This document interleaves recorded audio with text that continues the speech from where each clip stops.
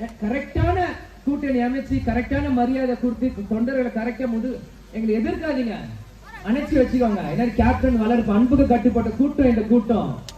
கூட்டணி சொல்றீங்க, நீங்க ஆளுங்கட்சி எதிர்கட்சி எதிர்க்காதீங்க, வேலை வாங்குவோம். அன்பால சொல்லுங்க, நாங்க வேலை செய்வோம். இன்னைக்கு நாங்க சிஎம் ஆடுவோம், கூட்டணி செல்ல உங்களே சிஎம் ஆக்குறோம். அதனால வேற பேசாதீங்க. இன்னைக்கு திமுக அதிமுக உங்களுக்கு ஸ்டாண்டர்ட் வச்சிருக்கீங்களா? நாங்க இன்னைக்கு 170 சீட்ல நிப்போம், 180 நிப்போம், 150 நிப்போம்ட்டு உங்களுக்கான மரியாதை உங்களுக்கான லெவல் உங்களுக்கு ஒண்ணு இருக்குல்ல. அப்ப அதே தானே எங்க கட்சிக்கும் இருக்கு. நாங்க எதுக்கு அது கீழே வரோம்? அதுக்கு எங்களுக்கான மரியாதை நாங்க கேட்கிறோம், எங்களை உரிமையை நாங்க கேட்கிறோம். இன்னைக்கு போன எம்எல்ஏ 41 தொகுதி 2011 கூட்டணி வச்சோம், 29 எம்எல்ஏ. அந்த 9ல இருந்து 10 எம்எல்ஏ நம்மளை விட்டு போயிருப்பாங்க. இன்னைக்கும் அந்த 20 எம்எல்ஏ குறைஞ்ச தேமுதிக நிக்கிறாங்களே. அப்ப அந்த எம்எல்ஏ வாழ்க்கையை நாங்க பாக்கணும்ல.